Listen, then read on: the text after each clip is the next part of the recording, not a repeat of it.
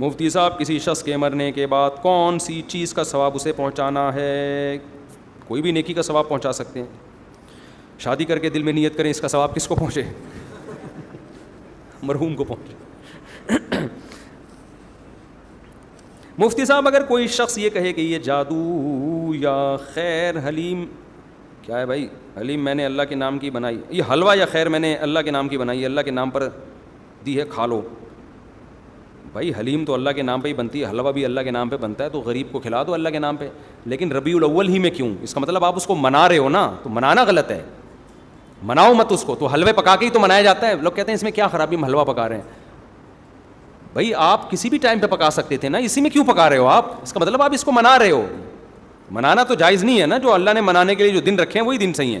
اور ویسے بھی یار حلوے مانڈے میٹھی چیزیں ہیں، میٹھی چیزیں کھا کھا کے لوگ مر رہے ہیں، ویٹ بڑھتا ہے. سنت ہے روزے رکھنا، روزے لوگوں کو روزوں پر لے کر آئیں کسی طریقے سے. حلوے مانڈے مت کھائیں. میں جب کسی دعوت میں جاتا ہوں، کھانے کے بعد حلوہ لے آتے ہیں، میں نہیں کھاتا نا، تو حیران ہو رہے ہوتے ہیں لوگ. کہتے ہیں یار مولوی ہو کے حلوہ نہیں کھا رہے. میں نے کہا یار آپ لوگوں نے مولویوں کو بدنام کر دیا. ہم نے اپنے جتنے اساتذہ دیکھے ہیں وہ کوئی بھی حلوہ ہم نے نہیں کھاتے ہوئے دیکھا، تھوڑا کھاتے ہوئے. میرے جو پیر و مرشد ہیں اب تو بیمار ہو گئے، ورنہ اتنے روزے رکھتے تھے گرمیوں میں. جو میرے شیخ تھے سفر میں بھی روزے پہ روزہ، ہم نے ان کے ساتھ سفر بھی کیا، ہر وقت روزہ. پھر صدقات و خیرات اتنے، جہاں جا رہے ہیں پیسے دے دیں.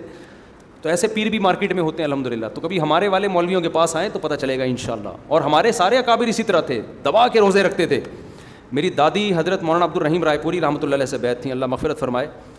وہ کہتی تھیں وہ اتنا تھوڑا کھاتے تھے نا، 2 نوالے، اور بولتے بھی بہت پست تھے. یہ بزرگ ہوا کرتے تھے ونس اپون اے ٹائم. اب بزرگ وہ ہے جو سب سے زیادہ پھوڑ رہا ہو بیٹھ کے. اب آپ کہیں آپ بھی تو 2 پراٹھے پھوڑ کے بیٹھے ہوئے ہیں.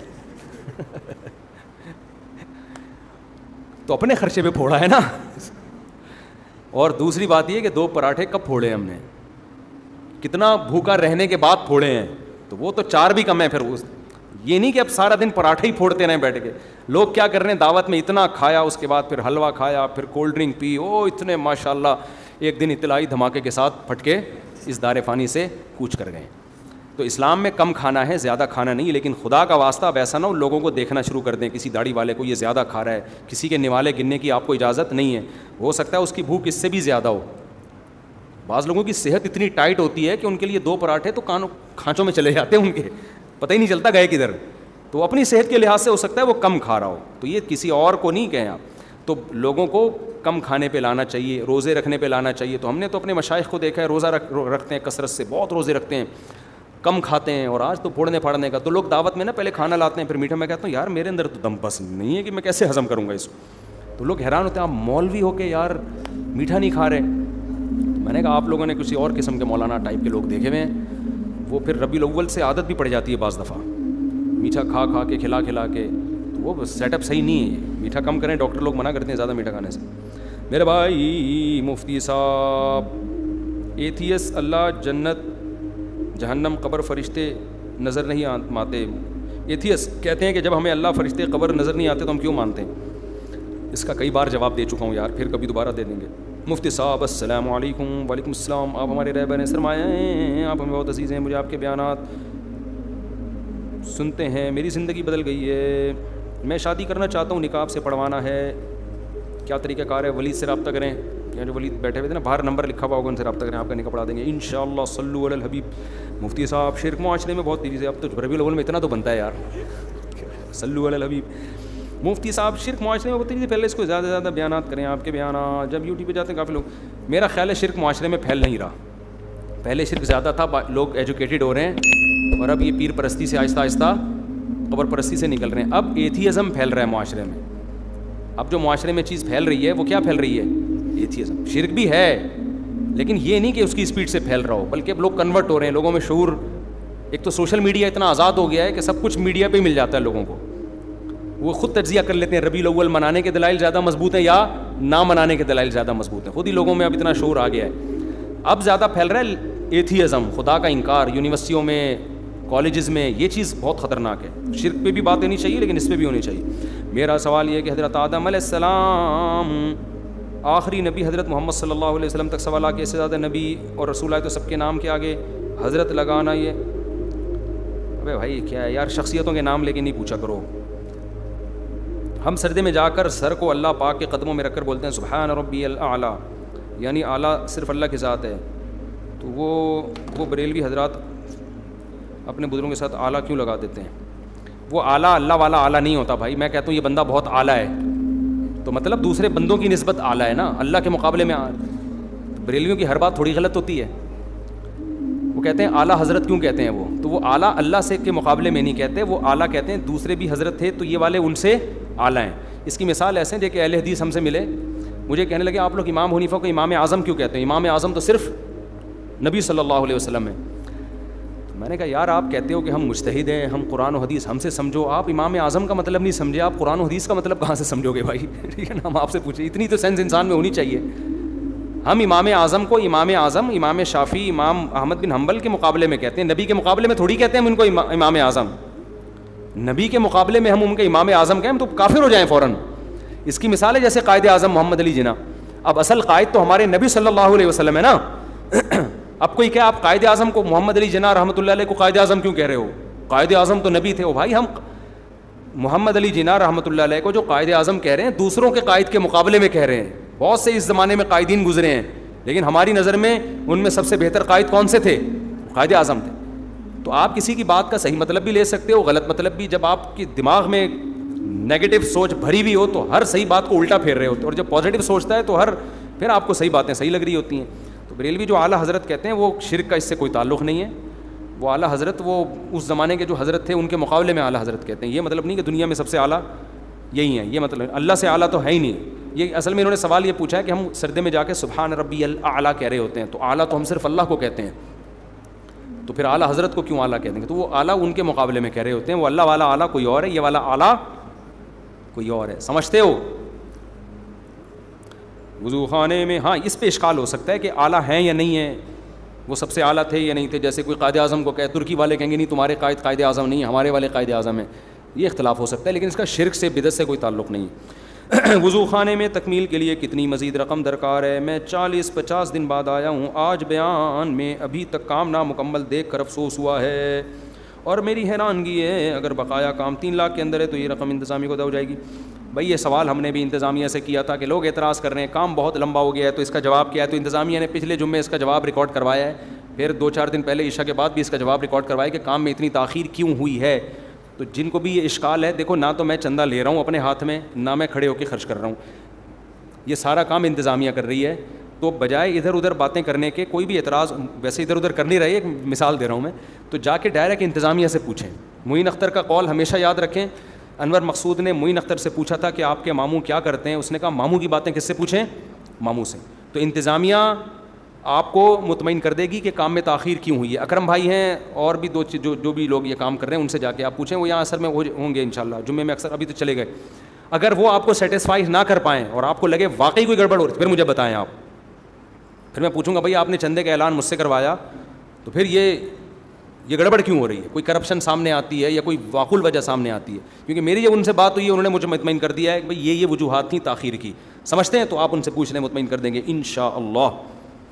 اور بات یہی ہے کہ کوئی 2-4 آدمی ایک اماؤنٹ بتا دیں کہ کتنا اماؤنٹ ہے, تو وہ پورا دے کے نا جان چھڑائی جائے گی. لامتناہی جو چندہ آ رہا ہوتا ہے نا, یہ ٹھیک نہیں ہوتا. بندہ اپنے ذمے لے لینا کہ یار ایک اماؤنٹ مجھے بتا دیں, ایسٹیمیٹ بتا دیں اتنے میں ہو جائے گا, یہ اتنے پیسے, اس کے بعد آپ چندہ نہیں مانگیں. یہ زیادہ بہتر طریقہ ہوتا ہے, ورنہ پتہ ہی نہیں چل رہا ہوتا کہاں سے بندہ کیا. ہم نے یہاں تو نہیں ایسا ہوتا, لیکن مثال دے رہا ہوں, مسجدوں میں یہ ہوتا ہے چھت ڈل رہی ہے, چندہ ہو رہا ہے, 6 مہینے سے چھت کے نام پہ اتنے روپے جمع ہو جاتے ہیں, ہر آدمی دے رہا ہوتا ہے. اسے کیا پتا کہ 1 کروڑ وہ دے چکا ہے, 10 لاکھ میں دے رہا ہوں, تو 20 لاکھ وہاں سے بھی لے چکا ہے. تو اس میں کرپشن کا امکان بہت زیادہ ہوتا ہے, تو یہ خطرہ ہوتا ہے اس بات کا. غلام سرور, والد کا نام عمر دین. میاں بیوی آپس میں نا اتفاقی میں, دعا ہے کہ ٹھیک ہو جائے میرے رشتے سے, دل کا دعا کریں, دل سے دعا ہے جی آپ کا رشتہ بھی ہو جائے, اور جن میاں بیوی کی آپ نے بات کی اللہ ان میں صلح بھی پیدا کر دے. میری والدہ کی طبیعت ٹھیک نہیں ہے اور میری سسٹر کے پر فالج کا اٹیک ہوا ہے, دل سے دعا ہے بھائی اللہ تعالیٰ آپ کی سسٹر کو بھی آپ کی والدہ کو بھی شفا عطا فرمائے. آج کل کافی پریشانی میں ہوں, گھر میں اکیلا کمانے والا ہوں, پوری گھر کی ذمہ داری مجھ پر ہے, مگر کام پر نہیں جاتا, ہر وقت سستی رہتی ہے, گھر تباہ ہو رہا ہے. سستی ہے, اس کا علاج ہے چترول لگوائیں اپنے کسی سے. اس کا وظیفوں میں علاج نہیں ہے, حقیقت ہے. اصل میں جب گھر کا کوئی بڑا نہ ہو نا, اس کا روب نہ ہو, تو نوجوان نسل سست بھی ہوتی ہے, تباہ بھی ہوتی ہے. ان کا علاج نفسیاتی ڈاکٹروں کے یا وظیفوں کے پاس نہیں ہے. اس کا علاج یہ ہے کہ باپ سے طبیعت سے نا اپنی دھلائی کروا لیں. مجھے سست آدمی پر اتنا غصہ آتا ہے, آپ کو کیا بتاؤں. سست پہ مجھے بہت غصہ آتا ہے, کیونکہ وہ کمبخت کسی کام کا نہیں ہوتا. تو گھر میں کوئی سست ہے نا, تو اس کا حل صرف اور صرف ایک ہے کہ بڑا کیا کرے, اس کے چھوٹا بھائی سست ہے تو بڑا کیا کرے, چترول لگائے. یوٹیوب پہ ایسی ویڈیوز ڈالنے پر پابندی ہے جس میں چترول کی بات ہو, کیونکہ یوٹیوب ایکشن لیتا ہے, آپ لوگوں کو مار پیٹ کی ترغیب دے رہے ہیں. تو چترول کو ہم پیار سے کچھ اور نام رکھ لیں, چترول نہیں لگائیں, کیا سروس کروائیں, سروس کروائیں. یوٹیوب میں نا اس طرح کی ویڈیوز کو فوراً ایکشن لیتے ہیں. وہ نے کیا کہہ دیا تھا, LGBT پہ لعنت بھیجیں, وہ پھر ہمیں ہٹوانا پڑا کے لیے, وہ لعنت بھیجیں LGBT والوں پہ. وہ لوگ بھائی لعنت کیوں بھیجوا رہا ہے, صحیح ہے نا, تو پھر وہ ہٹانی پڑتی ہے. تو چترول کو ہم پیار سے آئندہ سے کہا کریں گے اس کی سروس کروائیں. ٹیوننگ زیادہ اچھا لفظ ہے, بلکہ دونوں ہو جائیں تو زیادہ اچھا, ٹیوننگ بھی ہو جائے. اور تو جو گھر میں سست ہے نا, باپ کا کام ہے کہ اس بچے کی طبیعت سے سروس بھی کرے اور اس کی ٹیوننگ بھی ہو. چھوٹا بھائی یہ کام کر رہا ہے تو بڑے بھائی کی ذمہ داری ہے کہ وہ اس کی سروس اور ٹیوننگ کر کے بہترین بن جائے گا انشاءاللہ. بڑے بڑے پوستیوں کو ہم نے بہت عظیم انسان بنتے ہوئے دیکھا ہے. یہ نفسیاتی ڈاکٹروں کے بس کے بات نہیں ہے, اس کا میڈیکل سائنس سے کوئی تعلق نہیں ہے, یہ واجب الٹیوننگ ہے, یہ لوگ سمجھ رہے ہیں نا. تو یہی حل ہے اس کا. اللہ کا شکر ہے, ہمارے باپ نے بھی ہمیں مارا ہے, ہمارے بھائیوں نے بھی ہمیں مارا ہے, الحمدللہ. ہم تو پٹے ہیں اللہ کے فضل سے. آج ہم جو ممبر پہ بیٹھے ہیں, اگر نہ پٹے ہوتے ہم یہاں ہم گٹکا کھا رہے ہوتے کہیں بیٹھے, سست پڑا ہوا ہوتا. میں ابھی بھی, ہم بھی ایسے ہی سست تھے, ہم کوئی ایسے چست تھوڑی تھے شروع سے ہی. اسکول جاتے ہوئے جو مجھے سستی ہوتی تھی, میں اگر اس کے واقعات آپ کو سناؤں آپ حیران ہو جائیں. دلچسپی تھی جو سب بچوں کو ہوتی ہے, کھیل رہے ہیں, فٹ بال کھیل رہے ہیں, ہاکی کھیل رہے ہیں اس میں. اور پھر اسکول جانے کا جب ٹائم آتا تھا نا, ایسے لگتا تھا جیسے میں ایسے بستر سے اٹھتا تھا جیسے قبر سے نا مردے کو اکھاڑا جا رہا ہے, اور وہ بھی پرانی قبر سے. مردہ چپک جاتا ہے نا قبر کے اندر. تو ابا ایک دفعہ لے کر آئے, بولے یار روز کا ڈرامہ لگایا ہوا ہوتا ہے اس نے. جب ٹیوشن کی بات آتی ہے, میرا اپنی حالت یہ تھی, جب ٹیوشن کی بات آتی ہے ویسے کھیل رہا ہوگا, بھاگ رہا ہوگا, دوڑ رہا ہوگا. جہاں ٹیوشن کی بات آئی ایسے لگتا تھا کہ جیسے پتہ نہیں کوئی قہر آ رہا ہے, کیونکہ ٹیوشن میں بھی پٹنا ہوتا تھا نا جا کے. ہمیں میڈم پڑھاتی تھیں, اللہ ان کی عمر میں اور برکت دے, الحمدللہ زندہ ہیں وہ ابھی تک, اللہ اور برکت دے. میری ٹیچر تھیں. ہوم ورک میں ہم سستی کرتے تھے, تو جیسے ہی انہوں نے دیکھا نا یہ ہوم ورک نہیں کیا, تو ایک پٹاخ کر کے تھپڑ آتا تھا. تو میں سوچتا تھا کہ وہاں بھی پٹنا ہے, یہاں بھی پٹنا ہے, تو پلس مائنس کرتا تھا کہاں کم پٹائی ہوگی. ان کا تھپڑ زناٹے دار ہوتا تھا نا جو میڈم تھی ہماری, ایسا زور جا کے, اور پھر بیزتی زیادہ تھی, سب کے سامنے پٹتے تھے. یہاں گھر میں تو بہن بھائیوں کے سامنے پٹ رہے ہیں, آج ہم پٹے کل وہ پٹے گا, عزت برابر ہو جائے گی دونوں کی. تو ابا ایک دن مجھے یاد ہے ایک پائپ لے کر آ گئے کہ یار روز کی ڈانٹ سے بہتر ہے ایک دفعہ طبیعت سے لگا دو چترول. تو وہ نوبت نہیں آئی, میں اسی دن سے انسان کا بچہ بن گیا کہ یار ابا آپ جو ہے نا زیادہ فارم میں آ گئے. تو آج تو گھروں میں یار ماں باپ نے بالکل ہی سختی چھوڑ دی ہے. ایک بات خوب سمجھ لیں, اصل میں تو جو کام محبت سے ہوتا ہے وہ مار دھاڑ سے نہیں ہوتا. اصل تو یہی ہے, بچے کو محبت دیں, اس کی ساری ضرورتیں پوری کریں, پیار سے سمجھائیں. زیادہ تر بچے وہ سیدھی انگلی سے ہی قابو میں آ جاتے ہیں, انگلی ٹیڑھی کر کے گھی نہیں نکالنا پڑتا, وہ تمیز سے چلے جاتے ہیں. کچھ بچے بہت ہوتے ہیں تو پھر بے تحاشا نہ ماریں. یہ جو میں کہہ رہا ہوں ٹیوننگ چترول تھوڑا بہت, کیونکہ ہم نے یہ ظلم بھی دیکھا ہے. بعض بچوں کو ماں باپ بہت زیادہ پیٹتے ہیں, اس کا میں قطعاً قائل نہیں ہوں. ہمارے ابا نے بھی ہمیں مارنا ہوا تو 6-7 تھپڑ لگا دیے, وہ بھی بہت ہی جب ایکسٹریم لیول پہ ہم پہنچتے تھے, ورنہ وہ محبت زیادہ دیتے تھے. الحمدللہ ہمارے والد صاحب نے ہمیں محبت زیادہ دی ہے, مارا کم ہے, تبھی اس مار کے سائڈ افیکٹ نہیں ہوئے. اور والد صاحب نے جب بھی مارا نا اس کی تلافی کی ہے. بعد میں انہوں نے اتنی محبت دی, پھر تفریح پہ پیسے دے رہے ہیں, یہ لا رہے ہیں وہ لا رہے ہیں, تاکہ اس مار کے جو سائڈ افیکٹ ہے نا, ایک بغاوت کے جذبات پیدا ہوتے ہیں, وہ سائڈ افیکٹ کیا ہو جائیں, ختم رہ جائیں. اس مار نے جو اینٹی بائیوٹک کا کام کیا ہے تو برے جراثیم مر جائیں اور اچھے والے نہ مریں. تو والد صاحب پھر بعد میں بڑی عزت دیتے تھے کہ نہیں بھائی یہ بیٹا میرا بڑا کام کا, یہ بڑا آدمی, تو بڑا اپریشیٹ کرتے تھے نا وہ کہ نہیں. یہ آج کل ماں باپ کیا کر رہے ہوتے ہیں, بے غیرت کمینہ پیدا ہو گیا میرے گھر میں, پٹاخ ایک لگایا کھینچ کے, تو کسی کام کا نہیں ہے, مجھے اس سے کوئی امیدیں نہیں ہیں, یہ ذلیل کرے گا مجھے. بچہ کہہ رہا ہے ٹھیک ہے ابا جب ایسے ہی ہیں تو وہ اور منفی طرف چلا جاتا ہے, اس کو بالکل اپریشیٹ نہیں کر رہے ہوتے. تو بچوں کو اس کی کبھی کبھار ماریں, زیادہ نہ ماریں اس کو, کبھی کبھار. مار کے سائڈ افیکٹ بہت خطرناک ہوتے ہیں, لیکن روب رہے. وہ ایک دفعہ پٹ گئے تھے تو روب پیدا ہو گیا تھا, ایک دو دفعہ پٹے ہیں لیکن طبیعت سے پٹیں. وہ طبیعت بھی ہمارے لحاظ سے نا, یہ جنگلیوں کی طرح جو بچوں کو مار رہے ہوتے ہیں یہ والی نہیں. کیونکہ میں ایسے کیس جانتا ہوں, ماں باپ نے بہت مارا ہے بچوں کو, بڑے بھائی نے بہت مارا, قاری صاحب نے بہت مارا, بچے کی زندگی ہمیشہ کے لیے برباد ہو گئی, وہ جنگلی بن گیا. تو رسپیکٹ بھی دیں اس کو, اگر کبھی مارا ہے تو اس کو عزت دیں. میں ایک واقعہ سناتا ہوں, اس سے آپ کو سمجھ میں آ جائے گا کہ کیسے بچے کو موٹیویٹ کرنا ہے. ہمارے ایک امریکہ سے دوست آئے, بڑا دلچسپ واقعہ, آپ کو مزہ بھی آئے گا, آپ کی تھکن بھی ختم ہوگی. امریکہ سے ایک عالم ہے, ایک مسجد میں خطیب ہیں, میرے بیانات بھی سنتے ہیں, یہ واقعہ بھی وہ سن رہے ہوں گے. تو وہ آئے کراچی نا, ملاقات ہوئی میری ان سے.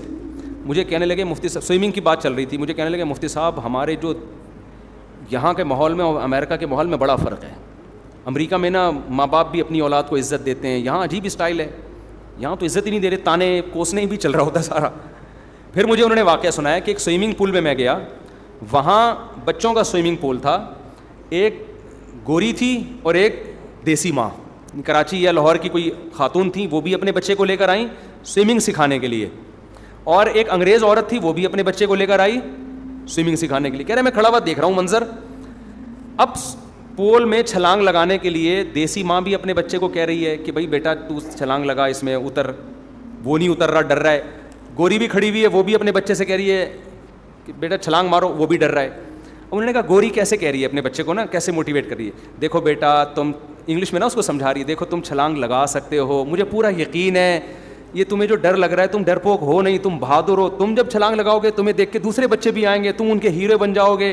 یہ اس طرح سے سمجھا رہی ہے, اور تم کر سکتے ہو, تمہارے اندر یہ ہمت ہے, مجھے پتا ہے, تم ویسے ہی اوپر اوپر سے ڈر رہے ہو, تم تو بڑے بہادر ہو.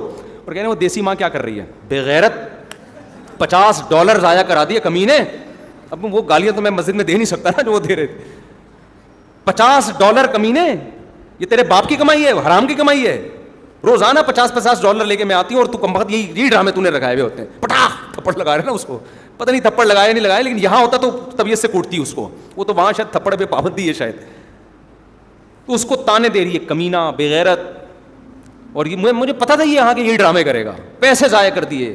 بچے کو بار بار یہ باور کرایا جا رہا ہے کہ میری نظر میں پیسوں کی ویلیو, یعنی مجھے غم اس بات کا نہیں ہو رہا ہے کہ تو سوئمنگ نہیں سیکھ رہا, غم اس بات کا ہو رہا ہے پتہ نہیں $50 تھے, $100, مجھے بھی یاد نہیں, پیسے ضائع کرا دیے میرے. اور کمینہ, بے غیرت, مجھے پتا تھا تو نے یہاں کے یہی ڈرامے کرنے ہیں. تو اس میں بچہ کو کوئی حوصلہ پیدا ہوگا ہے بھائی.